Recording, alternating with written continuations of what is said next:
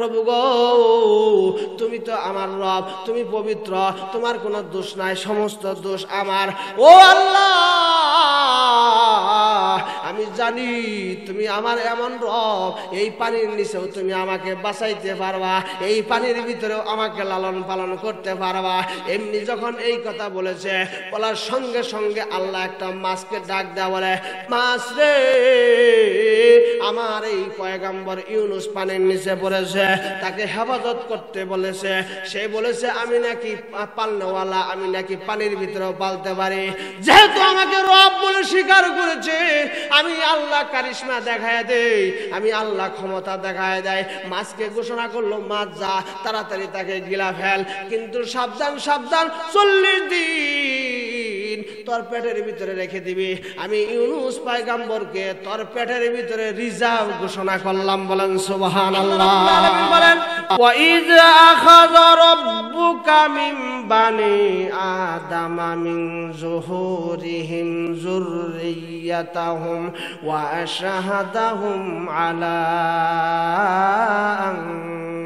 أنفسهم ألست بربكم قالوا بلى شهدنا أن تقولوا يوم القيامة إنا كنا عن هذا غافلين বলেন আল্লাহু আকবার। আল্লাহ রাব্বুল আলামিন বলেন স্মরণ করো ওই দিনের কথা, মানে রূহের জগতের কথা। ওয়াইজ আখাযা রাব্বুকা, তোমার রব যেই দিন ওয়াদা নিল, তোমার রব যখন তোমার কাছে প্রতিশ্রুতি নিল, কি প্রতিশ্রুতি নিল?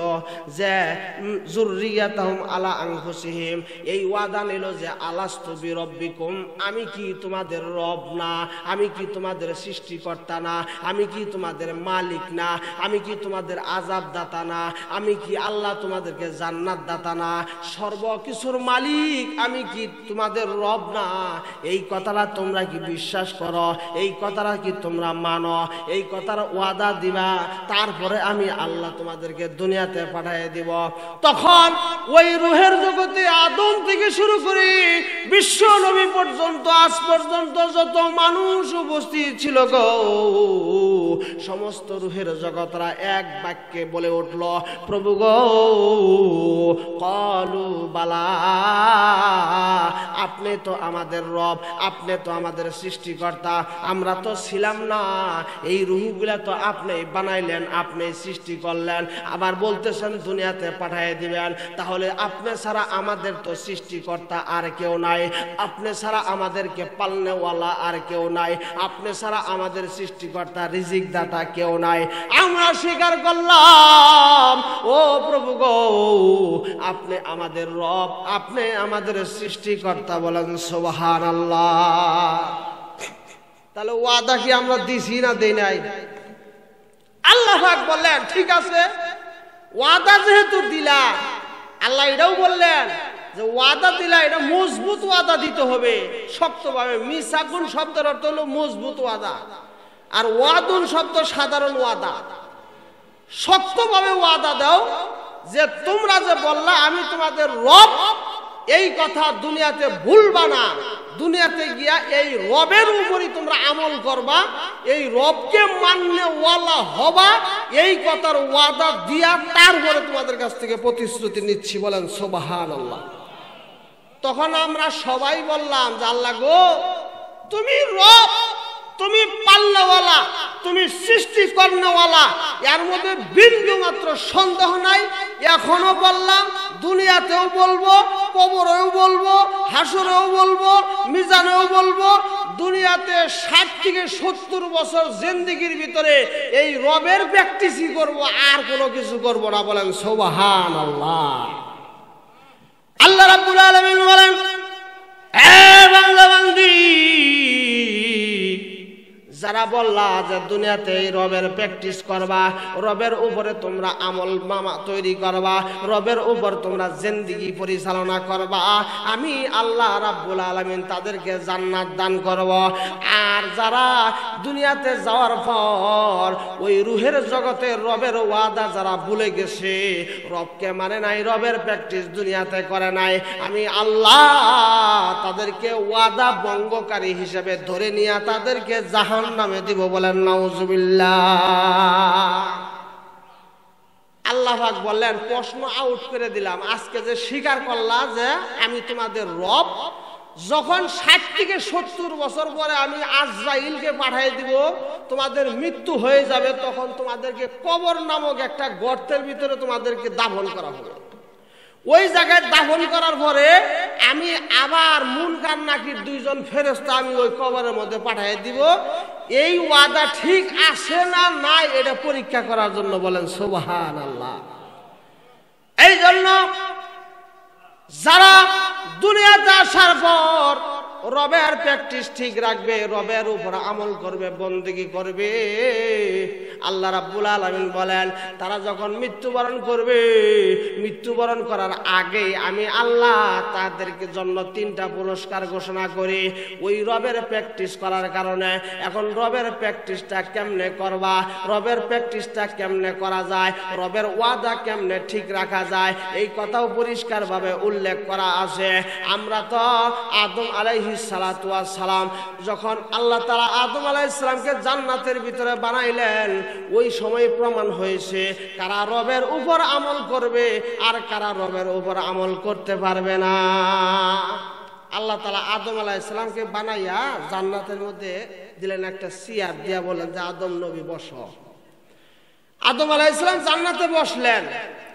হযরত ওমর রাদিয়াল্লাহু তাআলা আনহু এই হাদিস বর্ণনা করেছেন। আদম আলাইহিস সালাম জান্নাতে বসার পর আল্লাহ রাব্বুল আলামিনের ডান কুদরতি হাত হযরতে আদম আলাইহিস সালামের পিঠের ভিতরে রাখলেন। বলেন সুবহানাল্লাহ। এবার ডান দিক থেকে আদম আলাইহিস সালামের পিঠের ডান দিক থেকে হুর হুর করে সাদা সাদা অসংখ্য প্রাণীর ডান দিকে দৌড় দিল। আল্লাহ রাব্বুল আলামিনকে জিজ্ঞাসা করলেন, প্রভু গো, সাদা সাদা রুহুগুলা, সাদা সাদা প্রাণীগুলা ডান দিকে দৌড় দিল, এরা কারা? আল্লাহ রাব্বুল আলামিন বলেন, আদম রে, এরা হলো তোমার ওই সমস্ত বান্দা বান্দি, এরা হলো তোমার ওই সমস্ত সন্তানাদি যারা দুনিয়াতে যাওয়ার পর আমি রবের ওয়াদা যারা দিয়েছিল ওই রবের উপর যারা ইস্তেকামত থাকবে, অটল থাকবে, রবের প্র্যাকটিস দুনিয়াতে করবে, রবের উপর আমল করবে, আমি আল্লাহ তাদেরকে জান্নাতি বানাবো। এই জন্য তাদের কালার এবং চেহারা আমি আল্লাহ সাদা বানায়া দিয়েছি। আল্লাহ রাব্বুল আলামিন এবার আদম নবীর বাম পিঠে একটা কুদরতি হাত রাখলেন। আদম আলাইহিস সালাম বলেন, আমি লক্ষ্য করে দেখি আল্লাহ রাব্বুল আলামিনের কুদরতি বাম হাত আমার বাম পিঠের উপর যখন রাখলো, এমনি দেখি হুর হুর করে কালো কালো পিপিলিকার মতো কিছু প্রাণী বাম দিকে দৌড় দিল। এদের সংখ্যা অসংখ্য, এদের সংখ্যা অনেক বেশি, আমি হিসাব করতে পারবো না, গণনা করতে পারবো না। আমি এদের দেখলাম, এদের কালার হলো কালো, কুৎসিত কালো। আমি দেখে আল্লাহ রাব্বুল আলামিনকে জিজ্ঞাসা করলাম, প্রভু গো, এদের চেহারা কালো দেখা যায়, এদের কালার কালো দেখা যায়, বাম দিকে হুর হুর করে বের হয়ে গেল, আমার পিঠ থেকে বের হয়ে গেল, এরা কারা? আমি আল্লাহ, আমি আদম, আমি তো এগুলাতে চিনি না, আমি তো এদেরকে চিনতেছি না।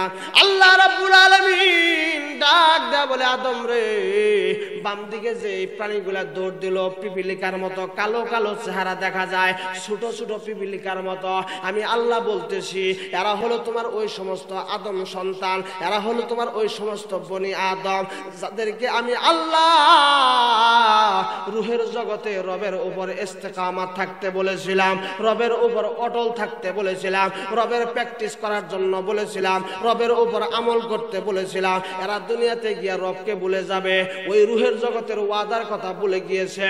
ভুলে যাওয়ার পর তারা নামাজ বন্দেগী, আল্লাহর কোনো রবের কোনো ওয়াদা ঠিক রাখে নাই, আল্লাহর কোনো হুকুমই তারা পালন করে নাই। এই জন্য আমি আল্লাহ বাম দিকে যে রুহুগুলা দৌড় দিয়েছে, তোমার বনি তোমার আদম সন্তানগুলা দৌড় দিয়েছে, এরা ওই সমস্ত আদম সন্তান হবে যারা দুনিয়াতে আমি রবের কথা ভুলে যাবে, আমি রবের উপর আমল করবে না। এই জন্য আমি আল্লাহ রাব্বুল আলামিন তাদের চেহারা পর্যন্ত কালো বানায় দিয়েছি। আমি আল্লাহ তাদেরকে জাহান্নামে দিব, বলেন নাউজুবিল্লাহ। তাহলে সাদা কালারের হইতে চাই নাকি কালো কালারের হতে চাই? সাদা কালারের। ডান দিকে আসহাবুল ইয়ামিন, ডানপন্থী হইতে হবে, বামপন্থী হইলেই জাহান্নামী, বলেন নাউজুবিল্লাহ। আমার ভাইরা, আমার বন্ধুরা আমার, এখন আপনার প্রশ্ন হতে পারে, হুজুর আল্লাহ রাব্বুল আলামিনের অনেক নাম আছে, আল্লাহর তো একটা নাম না, আল্লাহর বহুত নাম আছে, আল্লাহর সুন্দর সুন্দর নাম আছে, আল্লাহর কোনো গুণের কোনো অভাব নাই, সিফতের কোনো অভাব নাই। আমরা বান্দাদের গুণের অভাব আছে, সিফতের অভাব আছে, ক্ষমতার অভাব আছে। আল্লাহর কোনো ক্ষমতার অভাব নাই, আল্লাহ কোনো গুণের কোনো অভাব নাই, আল্লাহর কোনো সিফতের অভাব নাই। কিন্তু আল্লাহ একটা নামের ওয়াদা নিলেন কেন? আল্লাহর তো আরো নাম ছিল, কথা ঠিক না বেঠি? রব, এই রবের ওয়াদা নিল কে? আরো তো আল্লাহর নাম আছে, আল্লাহুল ওয়াহিদুল কাহারুল ওয়াহাবুর রাজ্জাকুল ফাত্তাহুল আলিমুস সাত্তারুল কবিজুল বাসিতুল, এইভাবে অনেক নাম আছে। তাহলে রবের ওয়াদা নিল, অন্যান্য নামের ওয়াদা নিল না। রহমান ছিল, রহিম ছিল, এগুলো ওয়াদা না নিয়া রবের ওয়াদা নিল। এর কারণটা কি? আল্লাহ রাব্বুল আলামিনের যত নাম আছে গো, সমস্ত নামের অর্থ আমার আল্লাহ বলেন আমি রব শব্দের ভিতরে ঢুকাইয়া দিয়েছি, বলেন সুবহানাল্লাহ। এই জন্য কোরআনের শ্রেষ্ঠ সূরা সূরাতুল ফাতিহা, এই সূরাতুল ফাতিহা প্রত্যেকটা রাকাতের ভিতরে আদায় করতে হয়, পড়তে হয়, কথা ঠিক না বেটি? এই সূরাতুল ফাতিহার ভিতরে আল্লাহ রাব্বুল আলামিন এমন একটা নাম দিয়ে দিল, রবের নাম। এই রবের নামটা এত দামি, এত মজবুত, এত গুণ সহকারে আল্লাহ রাব্বুল আলামিন উল্লেখ করেছেন। প্রত্যেক রাকাতেই বলতে হয় আলহামদুলিল্লাহি রব্বিল আলামিন। এখানে রব শব্দ আছে না? না। এজন্য রব এটা হলো অনেক বড় নাম। প্রত্যেক নামের অর্থ এই রবের ভিতরে আছে, বলেন সুবহানাল্লাহ। এই জন্য সূরা ফাতিহা যদি কেউ তেলাওয়াত করে, আল্লাহ রাব্বুল আলামিন বলেন রব শব্দ থাকার কারণে আমার যত নামগুলো আছে একসাথে সমস্ত নামের তাসবিহ পাঠ করলে যে সওয়াব হয়, সূরাতুল ফাতিহা যদি কেউ তেলাওয়াত করে, আমি সমস্ত নাম তেলাওয়াত করার সওয়াব আমি সূরা ফাতিহা তেলাওয়াতকারীর আমলনামায় দান করে দেই, বলেন সুবহানাল্লাহ। আল্লাহ রাব্বুল আলামিন বলেন দুনিয়াতে যাওয়ার পর এই রবের প্র্যাকটিস করতে হবে। এবং এখন আপনাদেরকে বলি যে রব কাকে বলে, অর্থাৎ রব কাকে বলে। রব যদি না চিনেন তাহলে তো আমল করতে পারবেন না। রব কাকে বলে? রব হলো পালনেওয়ালা, অর্থাৎ যিনি যাকে যেখানে যেইভাবে ইচ্ছা তিনি তাকে সেখানে সেইভাবে লালন পালন করার ক্ষমতা যার আছে তিনি হচ্ছেন রব, বলেন সুবহানাল্লাহ। রব মানে পালনেওয়ালা। আমি আপনি আগুনের ভিতরে পালতে পারি না। আল্লাহ রাব্বুল আলামিন বলেন আমি এমন রব, এমন পালনেওয়ালা, আমি আগুনের ভিতরেও লালন পালন করতে পারি, বলেন সুবহানাল্লাহ। আল্লাহর একজন পয়গাম্বরের নাম ছিল হযরত ইব্রাহিম আলাইহিস সালাম, বলেন সুবহানাল্লাহ। ইব্রাহিম আলাইহিস সালাম নমরুদ যখন তার আগুনের ভিতরে দিল, বিশাল বড় আগুন, অগ্নিকুণ্ড জ্বলজ্বল করছে, লেলিহান শিখা জ্বলছে আগুনের। ওই গর্তের ভিতরে 3 মাস লাকড়ির ব্যবস্থা করে বিশাল বড় একটা গর্ত খনন করা হয়েছে। এই গর্তের ভিতরে হযরত ইব্রাহিম আলাইহিস সালামকে ফালাইয়া দিবে নমরুদের চরকির উপরে চড়াইয়া। আল্লাহর নবী হযরতে ইব্রাহিম আলাইহিস সালামকে যখন ফালাইয়া দেয়, এবার ফেরেশতারা এসে ইব্রাহিম আলাইহিস সালামকে বলে, ও আল্লাহ নবী গো, আপনি যদি চান, আপনি যদি ইচ্ছা করেন, নমরুদ আপনাকে আগুনের ভিতরে ফেলতে পারবে না। আমরা ফেরেশতারা আপনাকে সাহায্য করার জন্য আসছি, আগুন থেকে আপনাকে রক্ষা করে নিয়ে যাব। এবার আল্লাহ আল্লাহর পয়গম্বর হযরতে ইব্রাহিম খলিল ডাক দেয়া বলে, ও ফেরেশতারা রে, তোমরা আমাকে হেফাজত করার জন্য আসছো। আমি এমন আল্লাহর ইবাদত বندگی করি না, আমি এমন রবের ইবাদত বندگی করি না যেই রব পালনেওয়ালা, যেই রব আগুনের ভিতরে পালতে পারে না। আমি এমন রবের বندگی করি না, আমি এমন রবের বندگی করি যেই রব আমাকে আগুনের ভিতরেও লালন পালন করতে পারবে। বলেন সুবহানাল্লাহ। হযরত ইব্রাহিম আলাইহিস সালামকে আগুনের ভিতরে ফেলে দেওয়া হলো। 40 দিন, একদিন না 2 দিন না, আপনি একদিন আগুনের ভিতরে যায় দেখেন, শুধু একদিন না, আপনি 5 মিনিট আপনার আঙ্গুলটা আগুনের ভিতরে লাগায় রাখবেন, দেখবেন আপনি সহ্য করতে পারেন কিনা। আল্লাহ রাব্বুল আলামিন ইব্রাহিম আলাইহিস সালামকে একদিন না 2 দিন না, টানা 40 দিন আল্লাহ আগুনের ভিতরে লালন পালন করেছেন। এটা প্রমাণ করেছেন আমি আল্লাহ এমন রব, আমি পালার জন্য কোনো আসবাবের দরকার পড়ে না, আমি পালার জন্য কোনো পরিবেশ দরকার পড়ে না। আমি যেই জায়গায় ইচ্ছা করি ওই জায়গায় মানুষকে লালন পালন করতে পারি। বলেন সুবহানাল্লাহ।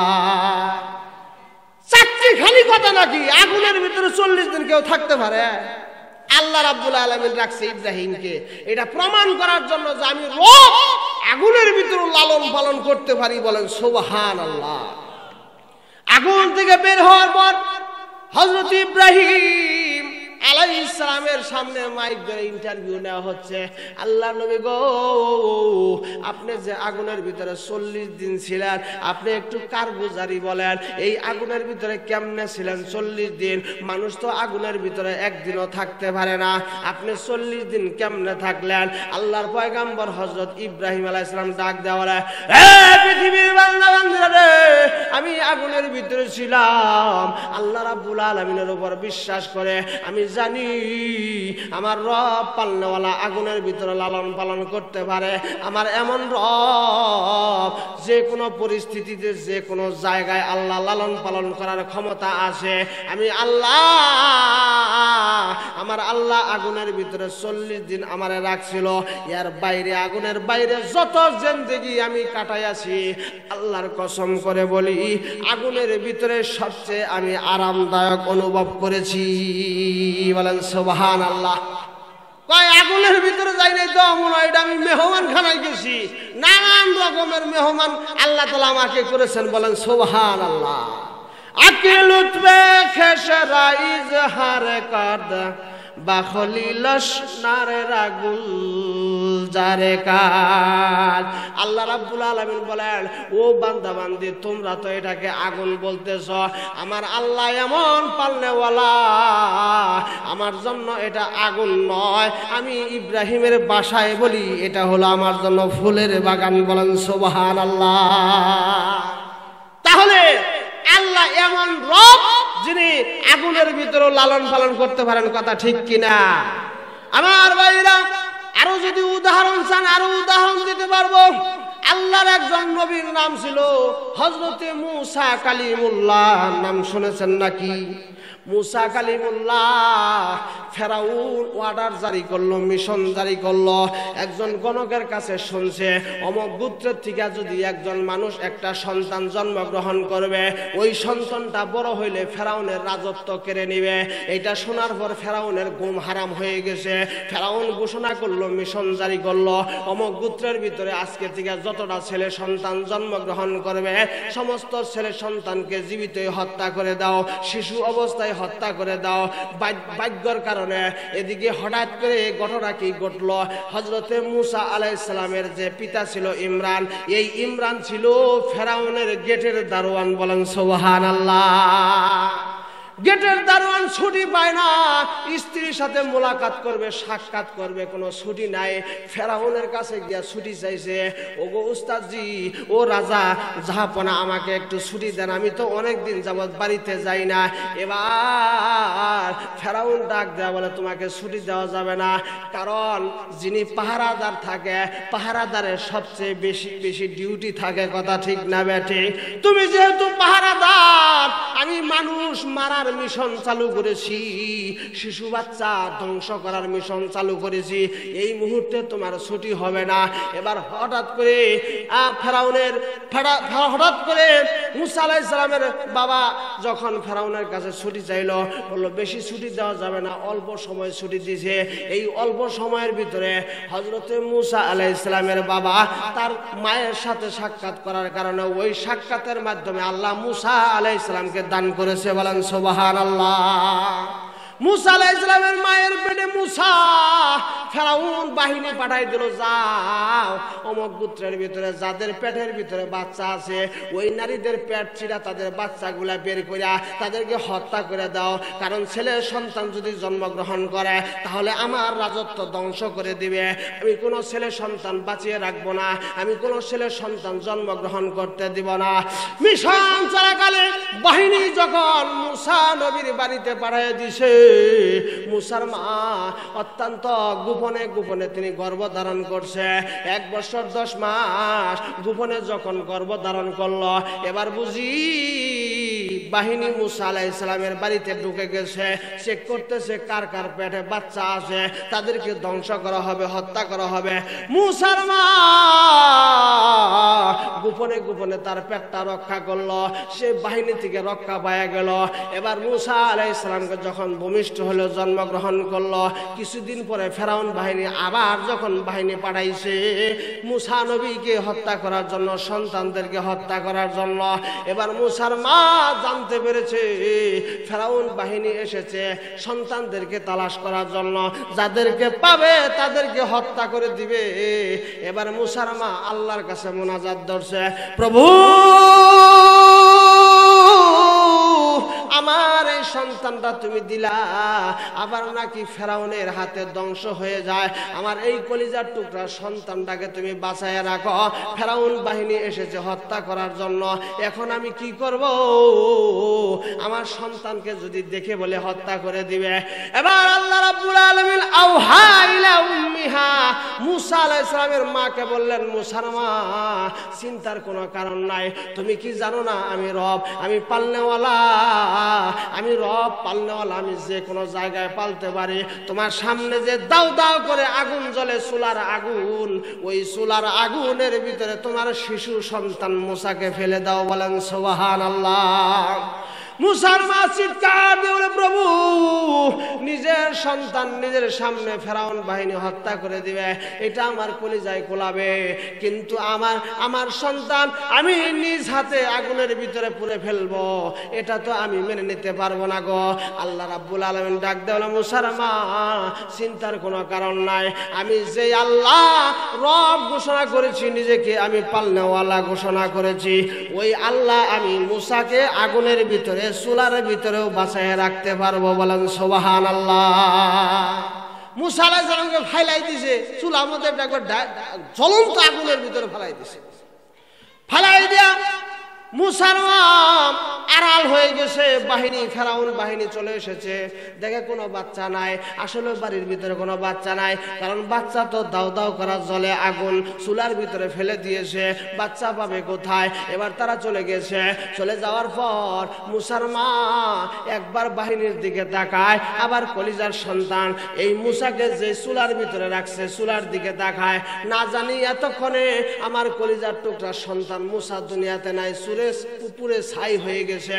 মুসার মা একটা দৌড় দিছে চুলার আগুনের দিকে, গিয়া দেখে আগুন জ্বলতেছে ঠিকই, কিন্তু মুসা নবী খিলখিল করে হাসতেছে। বলেন সুবহানাল্লাহ। আগুনের ভিতরে পালে কে?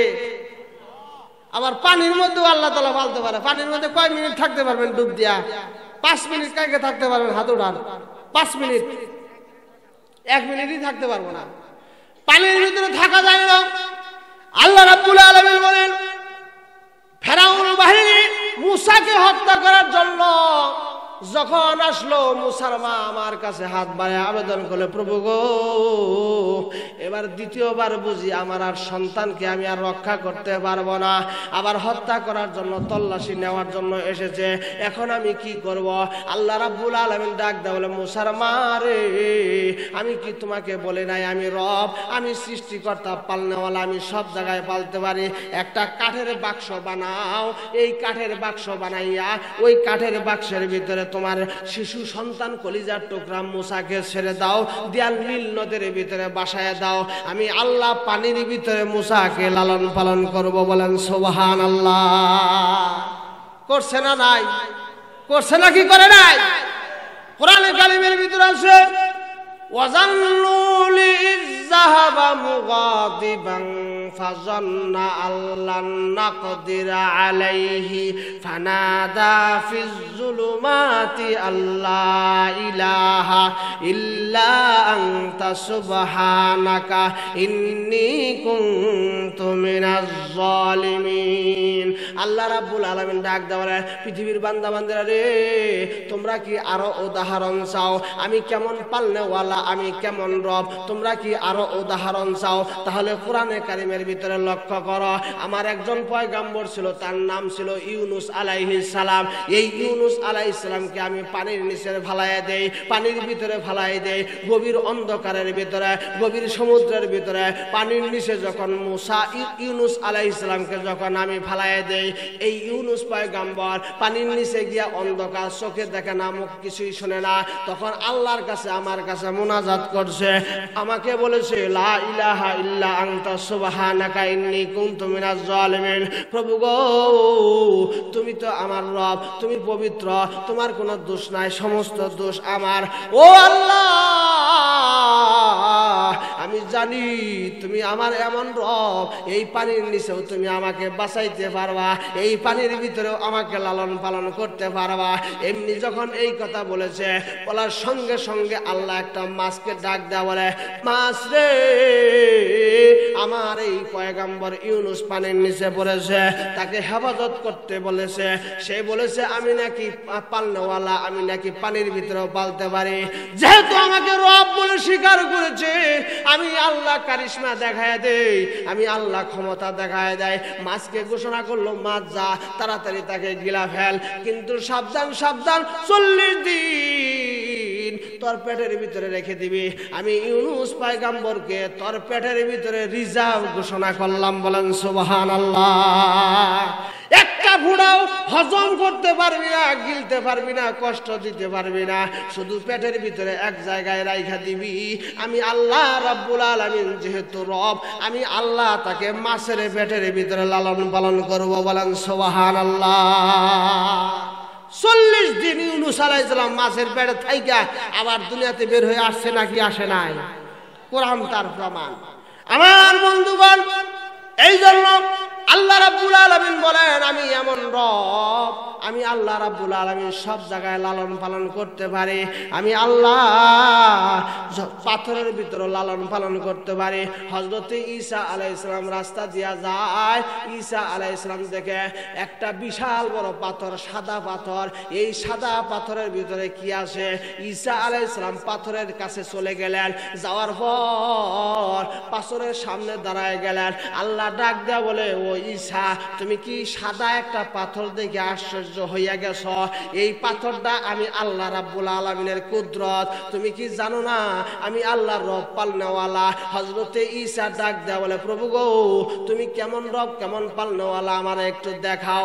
আল্লাহ রাব্বুল আলামিন ঈসা পয়গম্বরকে ডাক দেয়া বলে, ও ঈসা, ওই পাথরের ভিতরে তোমার লাঠি দ্বারা একটু আঘাত করো।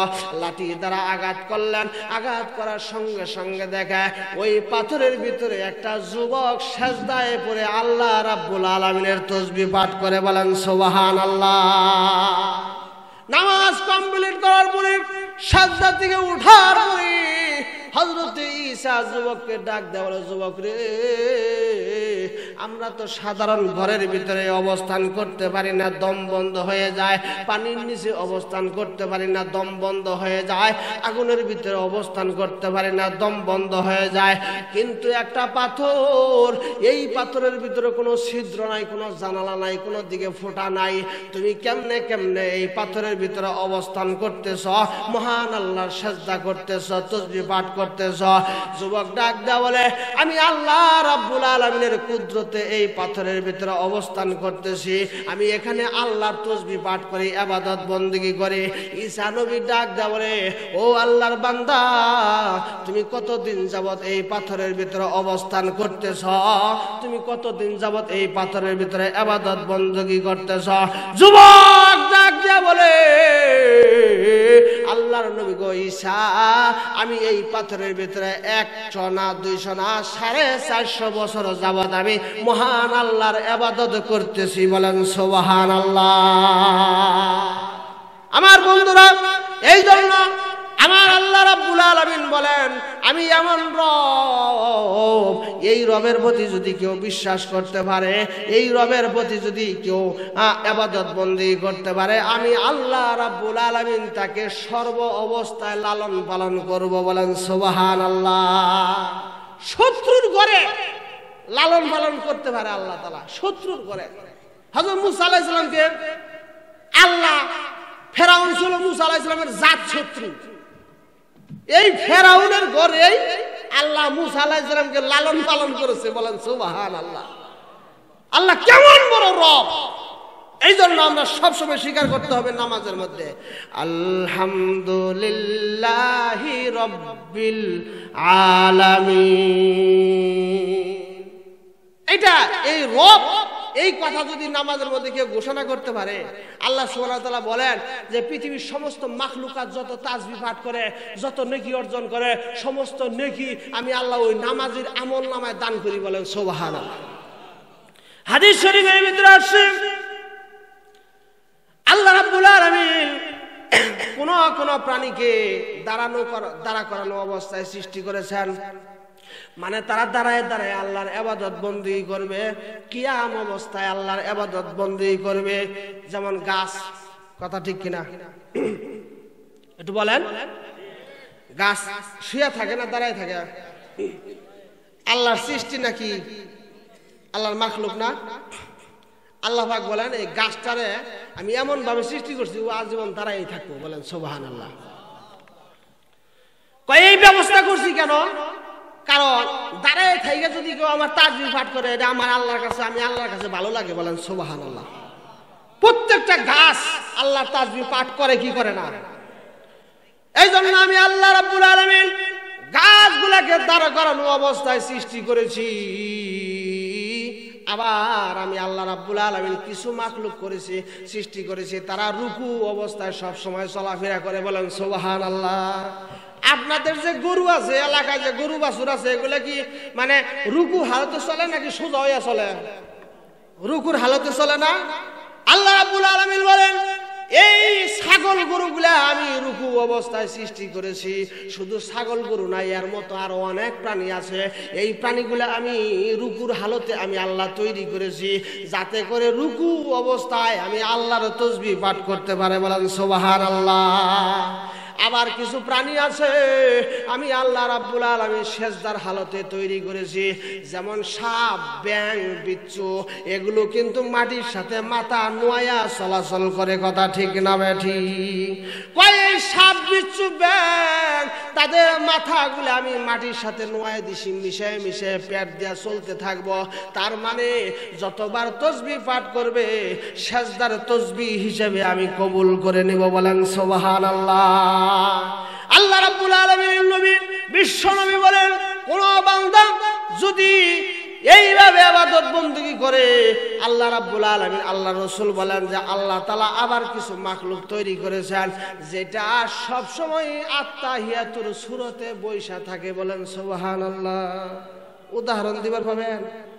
এটা সৃষ্টির নাম কোনটা যে আত্তাহিয়াতুর সূরতে বৈশা আছে? এমন একটা সৃষ্টির নাম বলতে পারবেন কি? আমি উদাহরণ দেই।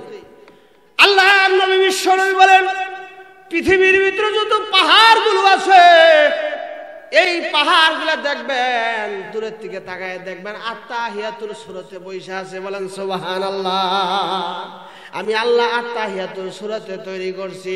এর মানে কোনো বান্দা যদি দাঁড়ায় দাঁড়ায় নামাজ আদায় করে, দাঁড়ায় দাঁড়ায় যদি আমি আল্লাহর ইবাদত বন্দেগী করে, তাহলে পৃথিবীর ভিতরে যত গাছগাছালি আছে এই সমস্ত গাছগাছালি কিন্তু আল্লাহর তাসবিহ পাঠ করে, ইবাদত বন্দেগী করে, কিন্তু তাদের জন্য কোনো জান্নাত নাই, জাহান্নাম নাই। আছে গাছগাছালির কোনো জান্নাত জাহান্নাম আছে? নাই। গাছগাছালির জন্য কোনো জান্নাত জাহান্নাম নাই, কিন্তু তবুও তারা আল্লাহর ইবাদত বন্দেগী তাসবিহ পাঠ করে। আল্লাহ রাব্বুল আলামিন বলেন, কোন বান্দা বান্দি যদি দাঁড়ায় দাঁড়ায় নামাজ আদায় করে, পৃথিবীর ভিতরে যত গাছগাছালি আছে সমস্ত গাছগাছালি দাঁড়ায় দাঁড়ায় যত তাসবিহ পাঠ করেছে, এগুলো তো তাদের দরকার নাই। আমি আল্লাহ তাদের সমস্ত তাসবিহর সওয়াবগুলো দাঁড়ায় দাঁড়ায় নামাজ পড়নেওয়ালারা আমল নামায় দান করে দে। সুবহানাল্লাহ। আর আস্তে কর, কবার মন চায় না? জোরে কর তো সুবহানাল্লাহ। শক্তি দিয়ে কর সুবহানাল্লাহ। আমার বন্ধুগণ, আল্লাহ নবী বিশ্বনবী রাহমাতুল লিল আলামিন বলেন, যারা রুকুর হালতে আল্লাহ রাব্বুল আলামিনের তাসবিহ পাঠ করে, এরা আল্লাহ নবী বিশ্বনবী বলেন পৃথিবীর ভিতরে যত মাখলুকাত আছে, গরু ছাগল বাছুর, এগুলো রুকুর হালতে চলাচল করে, এগুলো হাম্বা হাম্বা কয় না, এগুলো আল্লাহ রাব্বুল আলামিনের তাসবিহ পাঠ করে, কোনো না কোনো ভাবে আল্লাহর শুকরিয়া আদায় করে, কিন্তু তাদের জন্য কোনো জান্নাত জাহান্নাম নাই। তাহলে এই তাসবিহর সওয়াব দিয়া তাদের কিসের প্রয়োজন? বলে তাদের কোনো সওয়াবের প্রয়োজন নাই, কিন্তু ইবাদত ঠিক কি করে। আল্লাহ নবী বলেন, তারা যত ইবাদত বন্দেগী করবে রুকুর হালতে চলাফেরা অবস্থায়, আমার বান্দা বান্দি যদি রুকুর হালতে আল্লাহ রাব্বুল আলামিনের তাসবিহ পাঠ করে নামাজের ভিতরে, পৃথিবীর ভিতরে যত রুকু করনেওয়ালা প্রাণী আছে ওই সমস্ত প্রাণীর তাসবিহর সওয়াবগুলো রুকু করনেওয়ালার আমল নামায় আমি আল্লাহ দান করে দেই। আমার আল্লাহ বলেন, যারা নামাজের ভিতরে সাজদায় পড়ে আল্লাহ রাব্বুল আলামিনের তাসবিহ পাঠ করে গো, পৃথিবীর ভিতরে যত মাখলুকাত সাজদার হালতে থাকে, যেমন সাপ বিচ্ছু ব্যাং, এগুলো কিন্তু সাজদার হালতে থাকে, মাথা নোয়া নোয়া চলাচল করে। আল্লাহ রাব্বুল আলামিন বলেন, এদের কিন্তু জান্নাত জাহান্নামের দরকার নাই, তবুও তারা ইবাদত বন্দেগী করে, তাদের তো কোনো জান্নাত জাহান্নাম নাই, সওয়াবের দরকার নাই। আল্লাহ রাব্বুল আলামিন বলেন, এরা যত তাসবিহগুলা পাঠ করবে গো, তাদের তো কোনো জান্নাত জাহান্নাম, এদের সমস্ত সওয়াবগুলো আমি সাজদাকারী বান্দা বান্দের আমল নামায় লেখা দেই। সুবহানাল্লাহ। জোরে কর। পাহাড়গুলো আল্লাহর তাসবিহ পাঠ করে আত্তাহিয়াতুল সূরাতে দেখবেন এইভাবে বসে আছে। আপনি দূরের থেকে খেয়াল করবেন পাহাড়গুলা কেমনে আল্লাহ বসায় রাখছে। অল জিবালা আওতাদা, জমিনের পেরাক হিসাবে আল্লাহ রাব্বুল আলামিন রাইখা দিয়েছে। এই পাহাড়গুলাকে আমি আপনি কিন্তু মাটি কাইটা বানাই নাই, কথা ঠিক না বেঠি? এই সাগর নদী নালা, প্রশান্ত মহাসাগর, আটলান্টিক মহাসাগর, এগুলো কিন্তু আমি আপনি খোদাই করে বানাই নাই, মহান আল্লাহ বান্দা বান্দির জন্য বানাইছে। আর দুনিয়া খুলিকাত লাকুম ওয়া আনতুম খুলিকতুম লিল আখিরাহ, দুনিয়া তোমাদের জন্য বানাইলাম আর তোমাদেরকে আমি আল্লাহর ইবাদতের জন্য বানাইলাম। বলেন সুবহানাল্লাহ। পৃথিবীর ভিতরে আত্তাহিয়াতুল সূরাতে যত পাহাড়গুলো আমি আল্লাহর তাসবিহ পাঠ করে, আমি আল্লাহর ইবাদত বন্দেগী করে, তাদের তো কোনো সওয়াবের দরকার নাই, তবুও তো তারা তাসবিহগুলা পাঠ করে। আল্লাহ রাব্বুল আলামিন বলেন, কোন বান্দা বান্দি যদি এই নামাজের ভিতরে আত্তাহিয়াতুল সূরাতে সবুর করে, বৈশা বৈশা যদি আল্লাহর প্রশংসা করে, আমি আল্লাহ রাব্বুল আলামিন পৃথিবীর ভিতরে যত পাহাড়গুলো আল্লাহ রাব্বুল আলামিনের তাসবিহ পাঠ করবে, সমস্ত তাসবিহাতের সওয়াবগুলো আমি আল্লাহ আত্তাহিয়াতু পড়নে ওয়ালার আমল নামায় দান করে দে। আরো জোরে বলেন সুবহানাল্লাহ। সুবহানাল্লাহ পাওয়ার নাই। আপনাদের ওয়াজ ভালো লাগে নাই না? আমার বন্ধুরা, এখন আসি, এই যে আমরা আল্লাহর কাছে ওয়াদা দিয়ে আসলাম যে আল্লাহ তুমি আমাদের রব। আল্লাহ বলে যে এটা সবক দিয়া দিলাম, এই সবকের পরীক্ষা নেওয়া হবে যখন তোমরা মৃত্যুবরণ করে কবরে যাওয়া। কবরে এই সবকের পরীক্ষা নেওয়ার জন্য দুইজন ফেরেশতা পাঠাই দিব। সুবহানাল্লাহ। জোরে বলেন। রবের সবক দিয়া আল্লাহ রাব্বুল আলামিন দুনিয়াতে আমাদেরকে পাঠিয়ে দিলেন, যাও আমি তোমাদেরকে দুনিয়াতে পাঠিয়ে দিলাম, রূহের জগতে তোমাদের কাছ থেকে ওয়াদা নিলাম, তোমরাও আমাকে ওয়াদা দিলে, আমি আল্লাহ তোমাদের রব, এই কথা কখনো ভুলবা না। এবার দুনিয়াতে যাও, দুনিয়াতে আসার পরে তোমরা যদি রবের প্র্যাকটিস করতে পারো আমি আল্লাহ তোমাদেরকে জান্নাত দান করব, আর যদি রবের প্র্যাকটিস করতে না পারো, রবের সবক যদি ভুলে যাও আমি আল্লাহ তোমাদেরকে জাহান্নামে দিব। বলেন নাউজুবিল্লাহ। এখন জানার দরকার হইলো কেমনে রবের প্র্যাকটিস করা যায়, এটার অবস্থা, এটার তরিকা জানতে হবে। কথা ঠিক না বেটি? আল্লাহ রাব্বুল আলামিন বলেন রবের প্র্যাকটিস তখনই ঠিক থাকবে একজন মানুষ দুনিয়াতে আসার পর যখন তার 5 ওয়াক্ত নামাজ ঠিক থাকবে। বলেন সুবহানাল্লাহ। রবের প্র্যাকটিস করতে হবে কয় ওয়াক্ত নামাজের মাধ্যমে? জোরে কোন। অনেকে ঘুমাইতেছে। জোরে কোন, কয় ওয়াক্ত নামাজের মাধ্যমে? রূহের জগতে রবের ওয়াদা দিয়াইলেন, এটা দুনিয়াতে ঠিক রাখবেন কয় ওয়াক্ত নামাজের মাধ্যমে? দেখান দেখান, এইভাবে দেখান। 5 ওয়াক্ত নামাজের মাধ্যমে। কেমনে এটা একটু ব্যাখ্যা করলে বুঝবেন কিভাবে 5 ওয়াক্ত নামাজের মাধ্যমে রবের প্র্যাকটিস হয়। আপনি যখন ফজরের নামাজে উঠলেন, ফজরের নামাজে উঠে ফজরের নামাজ কয় রাকাত? 4 রাকাত। কারণ 2 রাকাত সুন্নত আর 2 রাকাত ফরজ। কথা ঠিক না ঠিক? এই 4 রাকাত নামাজের জন্য আপনি ঘুম থেকে উঠলেন, আমার বন্ধু এই 4 রাকাত নামাজ পড়ার জন্য যখন আমি আরামের বিছানা ছেড়ে ঘুম থেকে উঠে যখন আপনি মসজিদের ভিতরে গেলেন, যাওয়ার পর আপনি যখন নামাজের ভিতরে দাঁড়ায় গেলেন, তখন প্রথম রাকাতে আপনি একটা সূরা পাঠ করেছেন। এই সূরার নাম হলো সূরাতুল ফাতিহা। ওই সূরা ফাতিহার 7টা আয়াত আছে। এই 7টা আয়াতের ভিতরে প্রথম নম্বর আয়াত আছে, ওই আয়াতের ভিতরে আল্লাহ রবের প্র্যাকটিস দিয়েছে। বলেন সুবহানাল্লাহ। আমার সাথে পড়েন, আলহামদুলিল্লাহি রাব্বিল আলামিন। রব আছে না নাই? তাহলে 1 রাকাতে প্রথম সূরাতুল ফাতিহার ভিতরে আপনি একবার রব্বিল আলামিন বলে রবের প্র্যাকটিস করলেন। আল্লাহকে বললেন, আল্লাহ গো, রবের জগতে যে ওয়াদা তোমারে দিয়েছিলাম তুমি আমার রব, ওই কথার এজারা করতেছি, ওই কথার প্র্যাকটিস করতেছি। আমি প্রথম ফজরের 4 রাকাত নামাজের ভিতরে প্রথম রাকাতে আপনি রুকুর ভিতরে তোমার রবের প্র্যাকটিস করতেছি। বলেন সুবহানাল্লাহ। তাহলে সূরা ফাতিহার ভিতরে একবার, রুকুর ভিতরে 3 বার, তাহলে কয়বার হলো? 4 বার। এবার যখন রুকু থেকে উঠবেন তখন বলবেন রব্বানা লাকাল হামদ। জোরে বলেন। এখানে রব শব্দ আছে না নাই? তাহলে কয়বার হইল? 5 বার। এই যে আপনি 5 বার বললেন, এবার আছে বাকি সাজদা। সাজদার ভিতরে আমার ভাইয়েরা, আমার বন্ধুরা, আমার সাজদার ভিতরে যাবেন।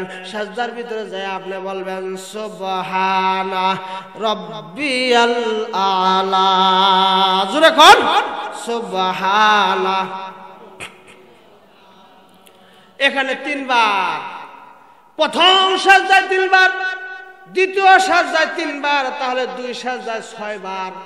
আগে হলো 5 বার। 6 আর 5 কত হয়? 11 বার। তার মানে হলো 1 রাকাত নামাজের ভিতরে আপনি 11 বার রবের প্র্যাকটিস করেছেন। বলেন সুবহানাল্লাহ। রবের স্বীকৃতি দিলেন, আল্লাহ গো, 2 রাকাত নামাজের ভিতরে প্রথম রাকাতের ভিতরে 11 বার রবের স্বীকৃতি দিলাম, রবের ওয়াদা ঠিক রাখলাম, রবের প্র্যাকটিস করলাম। আল্লাহ গো, এবার দ্বিতীয় রাকাত স্টার্ট করব। দ্বিতীয় রাকাতে স্টার্ট করলো। দ্বিতীয় রাকাতে স্টার্ট করার পর আপনি ওইখানেও 11 বার, তাহলে 2 রাকাতে 22 বার। কথা ঠিক না বেঠি? তাহলে 4 রাকাতে কয়বার হবো? 44 বার। এরপরে জোহরের সুন্নত আছে 4 রাকাতে কয়বার? 44 বার। ফরজে 44 বার, সুন্নতে 22 বার।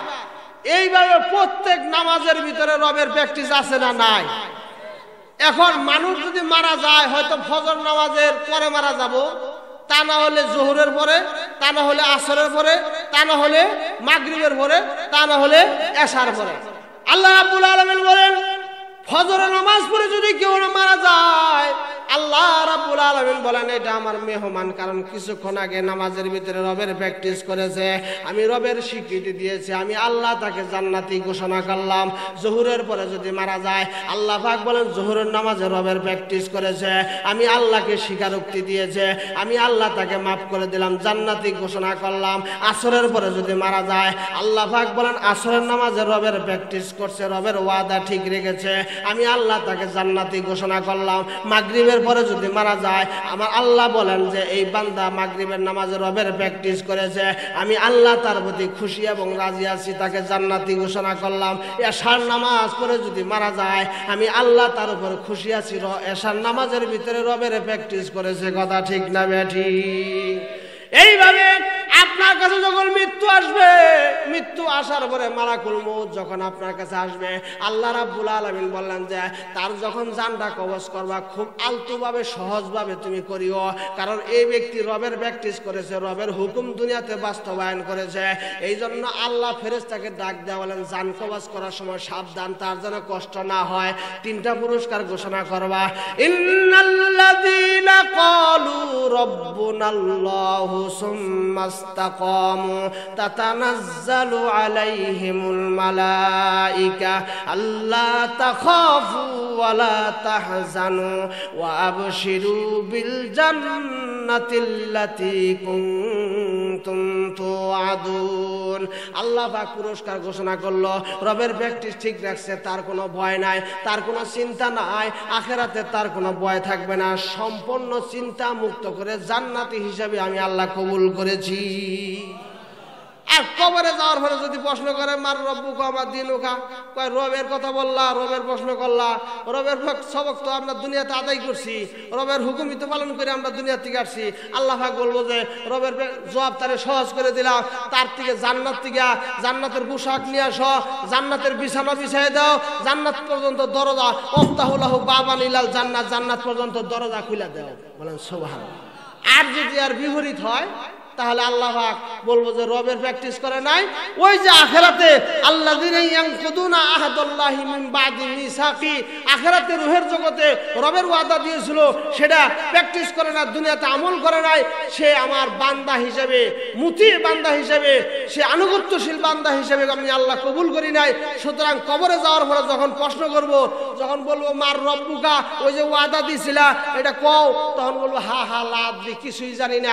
আল্লাহ পাক বলবো যে তারে তিনটা লানত বর্ষণ করো, কবরের ভিতরে তিনটা গজব দিয়ে দাও, জাহান্নামের পোশাক পরাও, জাহান্নামের বিছানা বিছাও, জাহান্নাম পর্যন্ত দরজা খুলে দাও। বলেন নাউজুবিল্লাহি মিন যালিক।